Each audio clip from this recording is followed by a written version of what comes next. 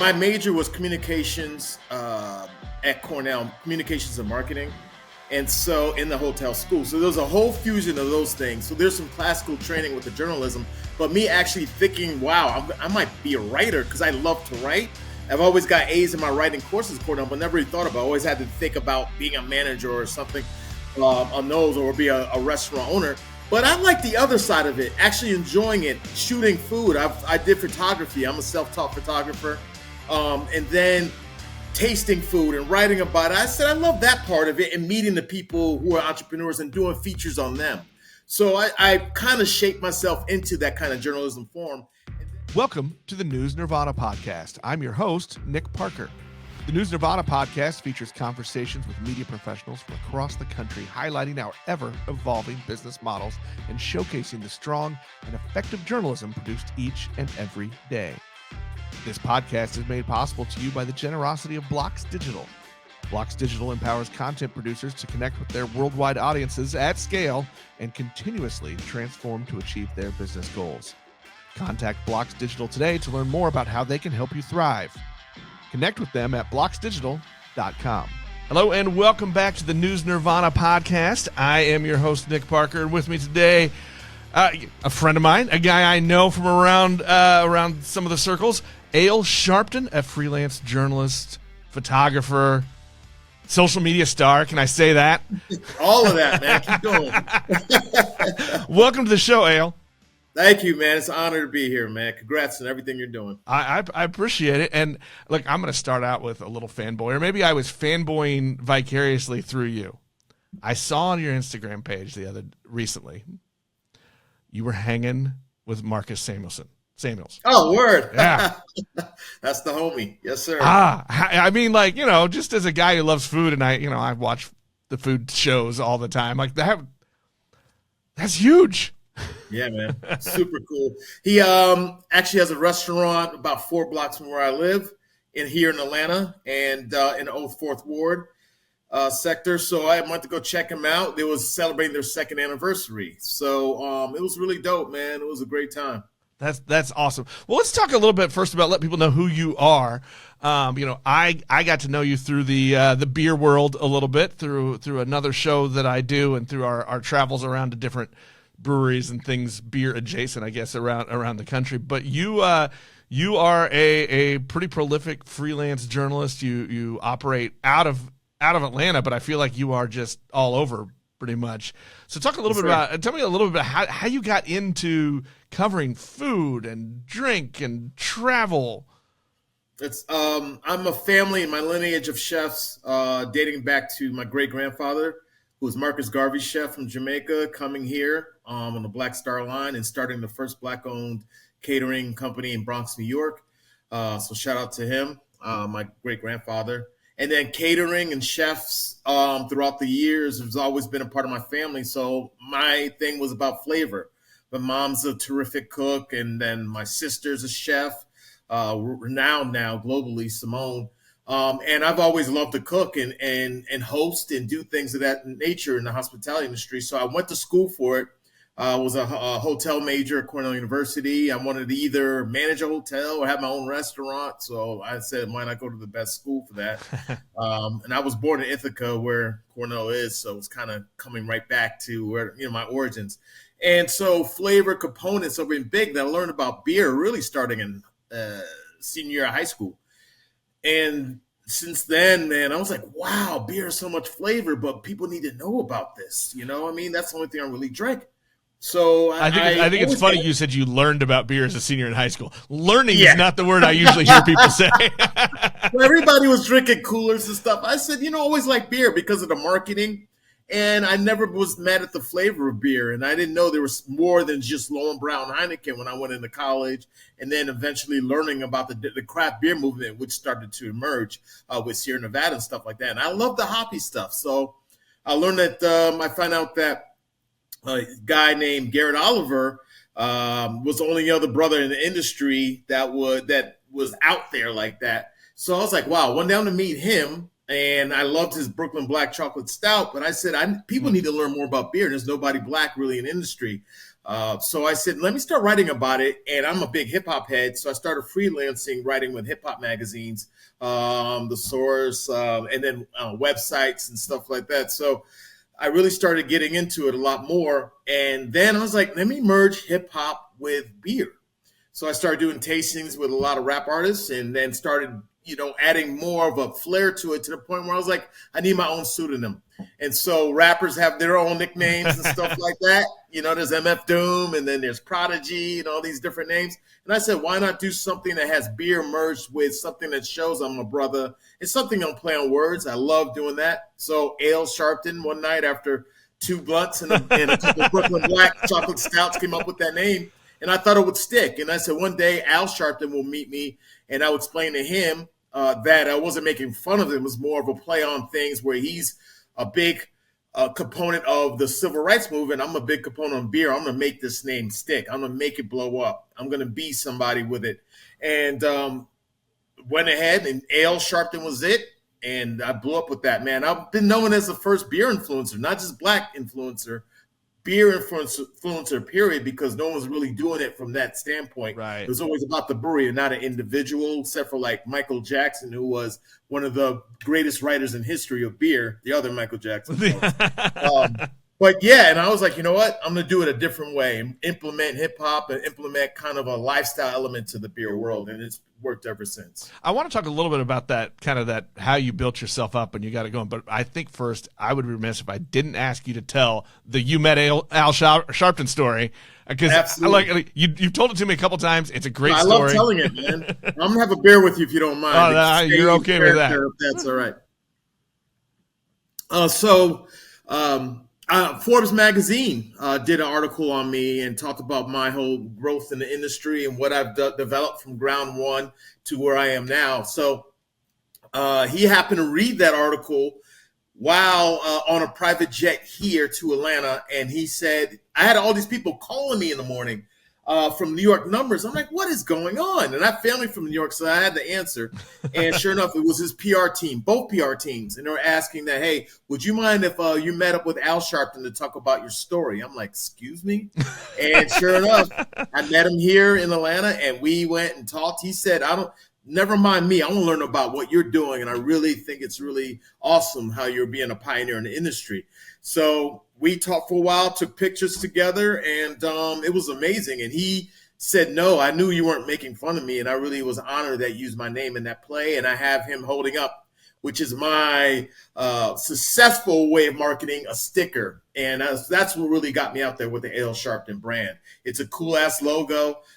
Think of a Samuel Adams, but a brother doing it and holding up a beer, which is my thing, the Ale Sharpton pose. That's with a awesome. game face. And that's after that, man, it's over. Was there any time when those calls first started coming when you were like, is this real? Is he really here? Yeah, man, it was amazing. It was almost to the point where, remember Malcolm X when he met the minister for the first time? Yeah. He was like, I wasn't that emotional on that, but it was just really dope that it was really happening. So that aura of finally meeting somebody of that stature and knowing that I made a name out of it was really cool. Well, and to get his blessing. Yeah, that was a big thing. Some people are like, I don't know, we could call you Al Sharpton. I don't want Al Sharpton to be mad at us. I'm like, dude, it's cool. I sent them that picture. They're like, oh, yeah, come on over, Al. You know what I mean? It's no biggie. But, yeah, man, it's really – that doesn't happen often at all. But, every once in a while, some people might be shook to make sure that everything's copacetic. But it totally is. Well, I want to talk a little bit about how you kind of built up your name and your business, and our audience here is the journalism community, from the editorial side to the business side to the C-suite. But I think more and more of us are having to learn that business side, are having to learn how to promote ourselves, how to run a business. Like, we've had this conversation on the show before, where we go through J school, right? And we're not taught a thing about how to run a business. We were taught how to be reporters, how to be page designers, how to put out a newspaper, or whatever, whether you're on the broadcast side or whatever, but not many of us does it come naturally to build your own brand and to know how to do that. And so I think as more and more of us are having to learn how to do that, I mean, I wasn't entrepreneurial until I had to be almost 10 years ago, but So I want to know a little bit about how you went out, and I love how you got into the business because you saw that there was no one else doing it. But how did you really start building that brand and a business for yourself? That now, I mean, look, you make a living writing and shooting and covering all this cool stuff. Yeah, I appreciate the question. My major was communications at Cornell, communications and marketing. And so in the hotel school. So there's a whole fusion of those things. So there's some classical training with the journalism, but me actually thinking, wow, I might be a writer because I love to write. I've always got A's in my writing courses, Cornell, but never really thought about it. I always had to think about being a manager or something on those, or be a restaurant owner. But I like the other side of it, actually enjoying it, shooting food. I did photography. I'm a self-taught photographer. And then tasting food and writing about it. I said, I love that part of it, and meeting the people who are entrepreneurs and doing features on them. So I kind of shaped myself into that kind of journalism form. And then I'm an artist, so creating the logo and implementing the marketing made a name for myself, to the point where I started doing travel writing. And everywhere I went, I made a sticker. And my sticker is the Sharpton sticker, and I will put it in places like Germany and meet people and give them stickers, because they only have brewery stickers or whatever. There's no individual stickers. And so you're like, who is this guy? You know what I mean? So they see this and they think it's either a beer brand or something, but it's really me branding myself and getting the word out. Being the only brother, a lot of times could seem that it's disadvantageous, but really it's advantageous, because then I stand out. Especially in beer communities where there aren't many Black people. At least back then there weren't. But I've been known as a pioneer to kind of show people that beer can be enjoyed by everybody. Social media was a big asset to that, in terms of showing my face on different products, different on pages, Instagram, Twitter. And they're like, wow, I can do that too. And that's what social media helped as. But I'm known as a pioneer in that space. So writing about it and infusing me doing either reviewing a country's different hotels and things of that sort, I kind of blended in where I got to go to the breweries and shoot myself there. And that kind of bridged the gap there in terms of beer. I cover hotels. I'm a judge for USA Today. I write for a lot of different people. But, right now, the challenge in journalism is very, very real due to AI and things of that sort. But utilizing your own voice and always implementing in that, along with classical training, I kind of met it right in the middle. You have seriously embraced social media, and I think that's the hardest thing for me to do. It's the last thing I think of when I'm putting things together, and I have made a more concerted effort. Just the last month, actually, like I'm making myself do more. But I think that's hard. We all see successful journalists around, especially like the big sports writers are great at it. It's probably the only thing I look at Twitter anymore are sports writers that I know or follow.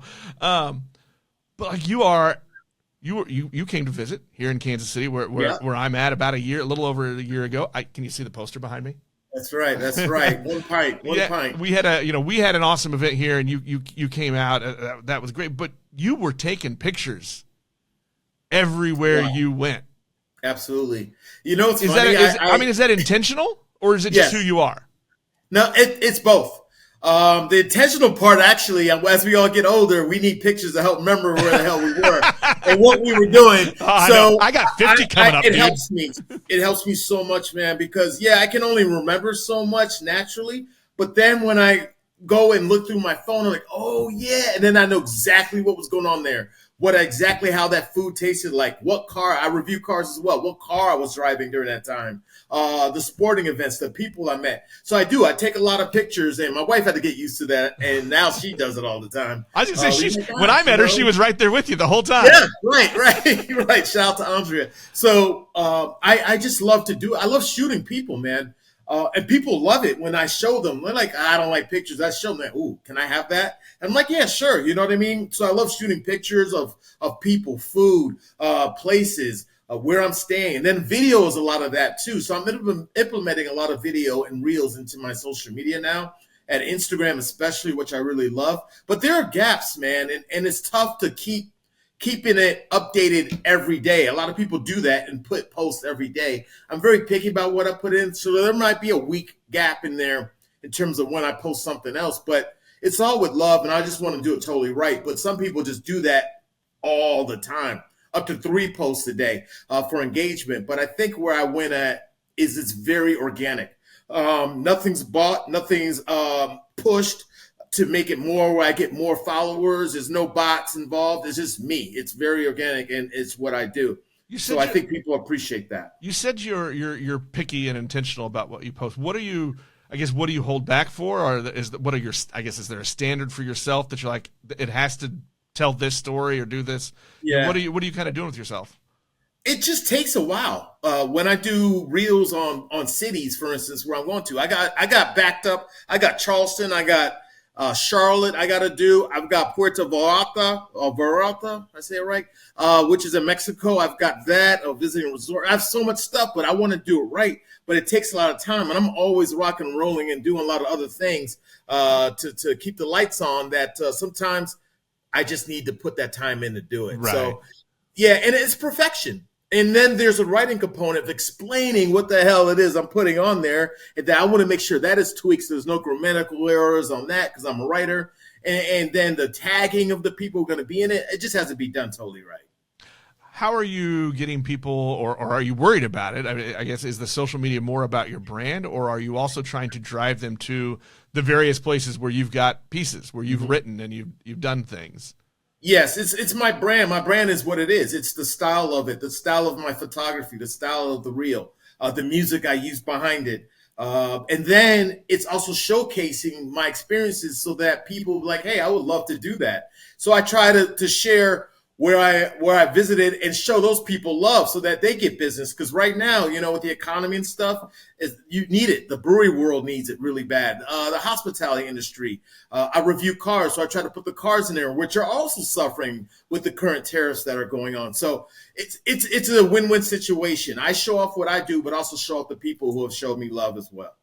I'm always curious about the life and the business of freelance, because maybe it's just I'm old and I came up the normal way, right, in newsrooms and as far as like you getting bringing that business in, right, like pitching stories or working deals with some of these publications and other media organizations. How is that part of your life and your business practice and your processes? The pitching stuff, I don't have almost time to do it as much, and hope that people, I love this story. Kind of, if I know if it's a good story, I'm just going to do it on my own platform or put it on my website or something like that. But yeah, that's great to be writing alongside some really great publications. Like, it's really dope to be a part of USA Today as a judge. That definitely helps build your clout. But I consult. So I do a lot of creative consulting for different companies as well. I've worked with a lot of big name people. And it's a beautiful blessing that they know I could bring in some kind of lifestyle element to what they're doing. So I worked with New Belgium for a while. I'm working with Creature Comforts on some projects. I work with different tourism boards. They pay me to come out there and showcase what they have to offer because my platform is so broad. I'm travel, I'm food, I'm clothing, which is really big. I'm sneakers. I've consulted on a lot of projects like that as well, and movements and beer design, cans, concepts to go out on stuff. And then there's some other things that are coming out soon that you'll be very happy to hear. Yeah. I like it when I can get breaking news from people. Yes, sir. Yes, sir. Well, let's talk about those stories and those things you're looking for that you say, sometimes you're just going to put it up on your own platform. Sometimes you'll send it out. What other than food, we know that's where you came from. What stories are you really looking to tell? What draws you in? The people behind the beer. Perhaps it's a profile story on a person who's doing something, or a family, or a women-owned brewery, or something along those lines. I always make sure I do that. The people that are underserved, I make sure that I'm a champion for them. Then it could be a clothing situation, or it's like an event I'm attending, or I'm a sports head. So maybe what it is, the best stadium food to get, where to go, what beer selection they have, who has the best beer selections in the U.S. in terms of stadiums. Just really cool, fun things. And I'm like, wow, I would love to put this out during my journey to let people know where the cool sneaker spot is when they go to a certain city. There's certain things like that, and some people might not get it. Editors might be like, I don't think my audience thinks about things like that, but that's not true. Oh, Everywhere no. I'm traveling, people want to go, hey, where should we go to get a speakeasy kind of cocktail vibe? Where do I go for that? So I'm not limited to just beer. I'm also covering places to actually go that are like, wow, memorable places that will be memorable for your experience as well. The News Nirvana podcast is made possible by the generosity of Blocks Digital. Blocks Digital empowers content producers to connect with their worldwide audiences at scale and continuously transform to achieve their business goals. Contact Blocks Digital today to learn more about how they can help you thrive. Connect with them at blocksdigital.com. I think we're finally, I don't know if it's getting back to or whatever, but I feel like that trend is that we're finding more or returning returning back to that, you know, we don't always have to write about just the place or just the business, or just getting some of those stories that may or may not actually relate to what it is you're actually there to cover. Right. Are the things that really draw people in. And I'll use, for example, you know, my partner Nigel and the Beers with Nigel show that we met. Shout out to Nigel. What's up, homie? But, you know, like, sure, we talk to a lot of brewers and a lot of people all over the country and, you know, across the pond even, right? But the best interviews and the best stories we've told are those things where somebody surprises us and they're kind of, yeah, we do this, we make beer, but here's this other part of my life and this thing that drives me, you know, to do the work. If I could jump on that point, that's a great point, Nick. Breweries don't just make beer. There's so many other elements involved with it. And that's for any restaurant and all that. You just go to a place to drink beer, you go for the actual environment and what they provide. How's the seating? Is it indoor, outdoor? Are you going to have an al fresco beer? Are you going to be chilling inside the brewery? What's the furniture going to be like? Do they serve food with that? And what happens? What kind of food is it that they're willing to pair with their beer? Which I do a lot of pairings and stuff like that. I have a big event coming up with Crafted for Action, which is a really big burgeoning kind of like convention in a way of bringing people from around the nation and now the world to come and enjoy beer and the stories behind it in Atlanta. So I'm doing Atlanta history beer dinner. That's where great. A historian is with me and they talk about, we match the beer with the food, and I'm doing it with Deborah Van Treese, who's a world-renowned chef. She has her own cooking show. She's a beast. So we're working with that, and then the founder of Crafted for Action, Jen. So it's really just a fun beer dinner that's going to be going down, and that's coming up this summer, June 19th. But not just the selfish plug, but it's also just a thing to let you know there's so many elements to beer besides just beer. There's food that really pairs so well with it. Then there's music. Are those breweries going to have live music? What kind of music do they play in the background? Is there something they're pushing? Is there something? Sometimes there are a lot of breweries that are about pride. Gay pride kind of breweries too. There's a lot of different themes that breweries have, and it's so fun to see how everyone wants to kind of market themselves and cut a niche for themselves in this big space. And sometimes they don't even realize the story they have to tell. That's right. You know, and that's where I help too. Yeah, I always use the example. We interviewed a brewer and a hop farmer, and at the end of the interview, we basically finished, and we were just chatting afterward. And turns out his father hand makes guitars. Wow! And they have made guitars for these stars, awesome. From all over the country and the world. And it's like, wait, why did you bury the lead on that? That's right. That's a right. great It could story. be something where they have guitars up in the brewery, and people just kind of like, wow, this is cool, but they don't know the deep story to that. And that's a perfect example of what a really invaluable story would be to read. That some editors would be like, no, I don't think that's a good idea. What do you mean? It's the story of the brewery and why they have guitars or whatever they have, and you'd never know what the call is. You'll see surfboards in different breweries. It'd be like it might be a champion surfer who decided to open up a brewery. There's so many different things that people need to understand, man. You're right on point with that. And you mentioned something else. I didn't want to jump on. Go ahead. But you mentioned farmer, man. I'm also involved with that. I started a foundation called Brewgether, where we kind of connect breweries with farmers, especially minority-owned farms, Black farmers, and the Latino farmers, and whatever the cases are, we try to link that because, again, they're underserved and we underrepresented, and we need to bring that out into the public more. So I do a lot of that. So Brew Gather is something to look at too, where we have people and breweries volunteering to help out minority-owned farms, especially through Atlanta. We're working on something in Chicago. We've done stuff in North Carolina, so it's starting to really blow up, man. Especially Asheville. Well, and I think linking this together with what you brought up earlier about how you got in, because you didn't see other Black people covering beer and talking about beer, and No. we've talked about this before because of a festival that we all attend, in Pittsburgh, Barrel and Flow. Shout out to those guys. Yeah, shout out to Jay and the crew. But using food, travel, whatever, these as entry points to tell these stories and to give voice, to shine a light. 4 or 5 years ago, there was a great series on Netflix called High on the Hog that used food as a way to tell this history story, right? And so I want to give you a chance to talk about why you are a part of that, and how how you're using, beer, right? It's just beer, right? But how you're using it to find these other stories that matter.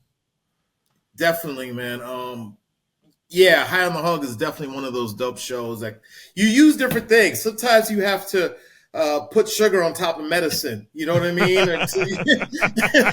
and there's your food. The food is the sugar for that. And then you have the medicine, which is the history and actually learning something. Sometimes you just say, hey, we're doing a history show. They're like, oh, okay. And a lot of people have to be enticed. And I think those go hand in hand, and so does beer.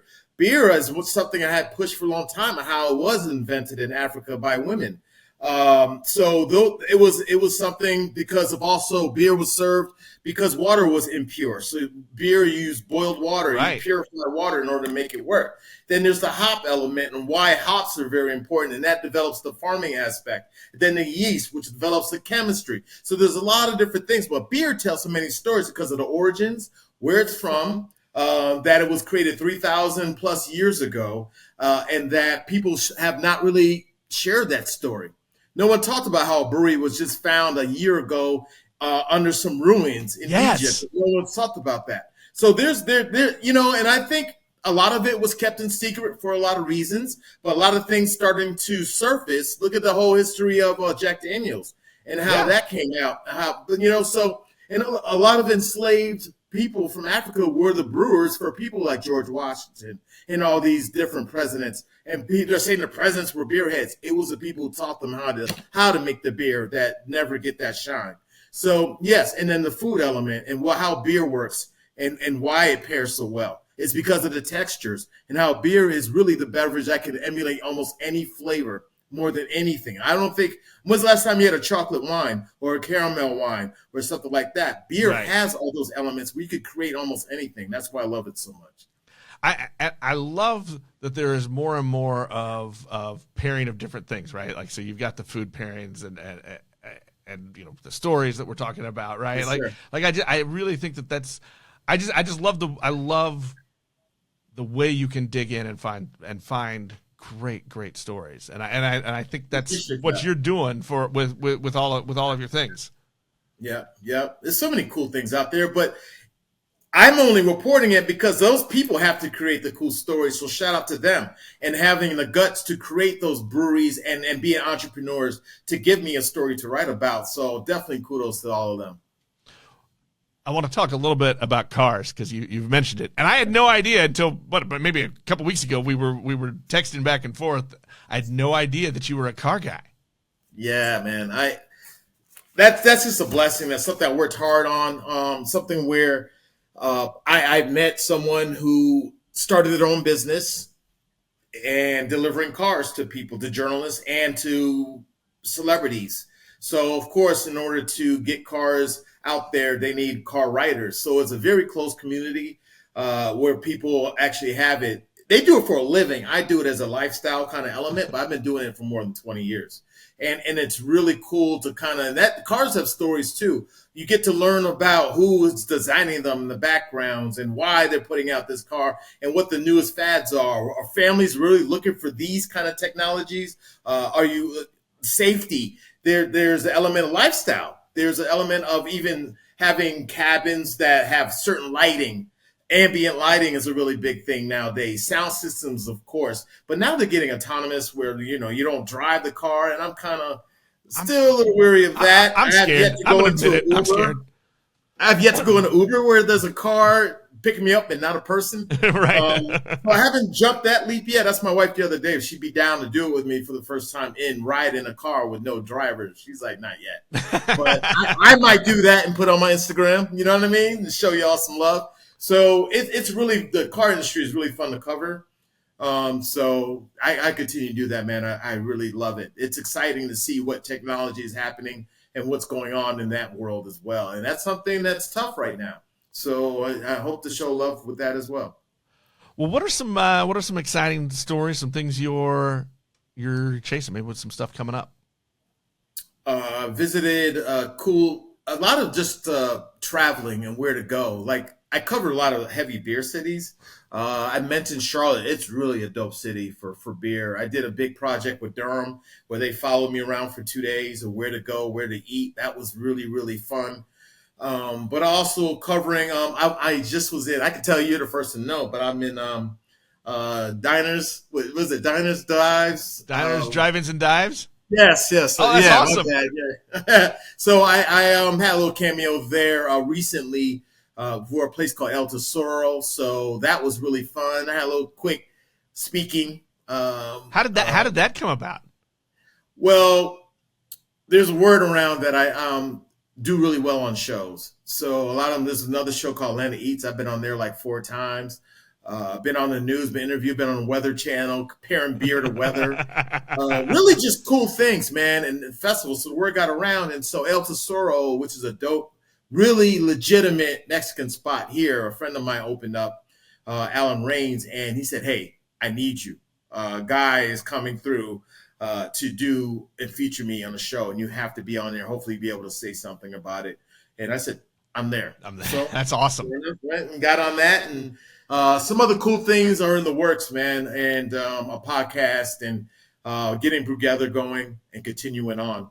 But it's people like you in this show that really help the industry, man, and I appreciate you for having me on. Oh yeah, well, no, it's my pleasure. I'm glad to have you, and kind of in that vein, maybe some tips, some thoughts for other people as they're whether they're transitioning their journalism career because of all of the other drama that's happening around our industry, or even people coming out of school now because it's a different game coming out of school. On building yourself up as a brand and in that freelance vein. Any thoughts on people doing that? Absolutely. I following what I did myself. This is not something I read and say, hey, I read this, you need to do this. No, I'm talking from pure experience that just write with your voice. I throw slang in, and then I could be very on the articulate side and talk like I'm giving a business seminar. At the same time, it's just all mixed in, and I write that way. I write the way I talk.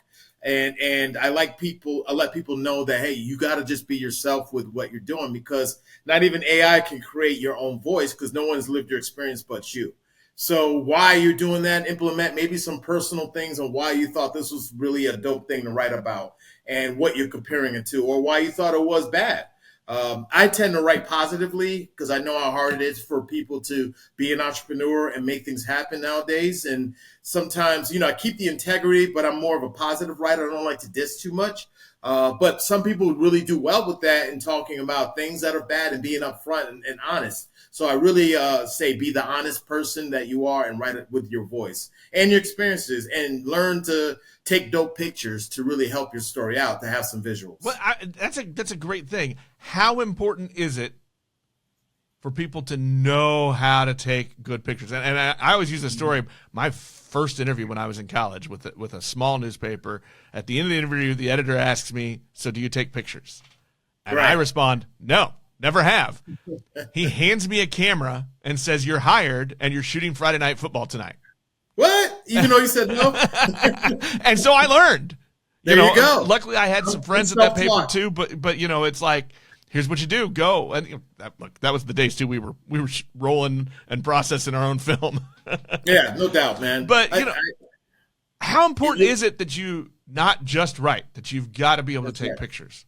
Well, look at what everybody is. It's almost a quick fix kind of mentality nowadays. Not a lot of people are sitting down and actually reading. There's nothing physical anymore. There's not a lot of newspapers and magazines you're seeing people sitting around and reading. They're all on their phones and scrolling. So a lot of those have to be capturing them to get their attention, and that is visuals. So I'm self-taught in a lot of things, including photography. I have my own style, and I'm pretty dope at it. I'm not going to lie. I'm very proud of what I do and how I shoot people and the correct type of lighting and all those different things. And I really think it's invaluable to have that with what I do, along with the original coverage I do of certain things that I think deserve a lot of light. So I mix all those things together, man, and put some product out. So yeah, photography and video, video part as well too. I've taught myself how to edit using an Instagram platform, but I'm ready to be a beast, man, and really use some real professional kind of like platforms and applications to even perfect what I'm doing right now. Yeah. And video is hard, and I don't know why it's a hard transition for me with taking photos all the time, because I don't think about it. Right. Because I came up as a page designer for newspapers. That was where I spent a lot of my time, and so I understand visuals and packaging, but to get my brain to flip over to the modern world of quick photos and video is just, I don't know, maybe I'm just old and slow. Nah, just jump in, man. Just say, hey, I got to do it. You know what I mean? And I think it would be a beast at it. If you're always laying out things, it's just more of a graphic video kind of platform. Yeah, it's just cool. got to flip the brain a little bit sometimes. That's it. Well, but hey, I shared my experience going to Kansas City. You were in that, and it's a real. And I really had fun thing doing that. And that was with the NB2A, was out the National Black Brewers Association, which was really, really fun. And shout out again for Vine Street, Annie, and everybody else being great hosts. But yeah, it's fun to be able to show people how much fun I had in your beautiful city by doing it with a reel. So I'm going to continue doing that. Well, and I appreciate you with the cap today. Hey, no doubt, man. I'm a Yankees fan by heart because I was born in New York, and it's all good though. I'm always a big fan of players, and in Kansas City, I always want to go to that beautiful stadium with the waterfalls. I've always saw it on TV, and I'm like, wow, one day I want to go there. And this is when I was, in my teens, and even before that, where I always saw when y'all played and George Brett was doing their thing. I was like, man, I got to go to that stadium one day, and thank God it happened last year. There you go. And writers and great stories. I'm going to tell you, there's a book out there since you're from New York. Yes, there's a book out there, The Pine Tar Game, and because we remember, right, the 70s, yes. The rivalry that was Kansas City and New York, and everybody who's a baseball fan knows about the Pine Tar incident. But there's a great book written by a New York sports writer called The Pine Tar Game, and he basically uses that game to tell the story of the rivalry from that time period. And for me, a Kansas City guy, it was awesome to hear that different perspective of a guy who covered the Yankees and then writing that story. But it's a good one you ought to grab. It's all love. All right, I'm gonna check it out for sure, man. There you go. Well, before we let you go, Ale, why don't you tell everybody how they can follow you, they can find you? Very cool. I appreciate it. Yeah, definitely Instagram first and foremost. That's Real Ale Sharpton, REALALE Sharpton. I really love that platform. It's really fun. That's photos and video and stuff. And then my website is alesharpton.com. And then Brewgether is the foundation. That's BREW Gether, GETHER, one word. That's really a fun thing to check out. We just updated it this morning, and we appreciate everybody working with us on that. And then at Piano Keys, which is the beer I'm coming out with soon. So just be ready, y'all. Is that the one you brought? Is that the one you brought me last year? The chocolate vanilla imperial stout. Yeah. So good, so good. Yeah. Thank you. So I have some things coming up with that soon. So thank you for again having me on here, man. And we'll go from there. And shout out to Crafted for Action. Check them out too. Their website, spelled the way it is said. So a lot of cool things going on. That's awesome. Well, the last thing I'm going to do, I'm trying to be better at this with finishing up our shows. What is something in our, in the journalism and the storytelling world, right? In our world, what's something you're excited about? Something that lets you know, hey, we're the industry's got good future ahead. Yeah, I'm excited about how we bounce back. Right now, I think the beer industry in particular is being tested, and things go in cycles. And right now, resilience is what I'm looking forward to seeing how breweries come back and how we do our thing, because it's going to take some very, very tough challenges to overcome, some obstacles to hurdle. But I think with us together and platforms like this and what I write about, and hopefully other inspiring journalists who are developing come out and show some love, because it's tough out there, but there's going to be a great, fun ending to this whole situation. Awesome. Ale, thanks so much. I appreciate your time today. Appreciate you, Slick Nick. All right. That'll wrap us up for this episode. We'll talk to everybody next time. Peace. The News Nirvana podcast is available on Apple Podcasts, Google Podcasts, Spotify, or most any of your favorite podcast apps. The News Nirvana podcast is made possible by the generosity of Blocks Digital. Connect with them at blocksdigital.com. The News Nirvana podcast is produced by Fredcasts. Think, speak, act,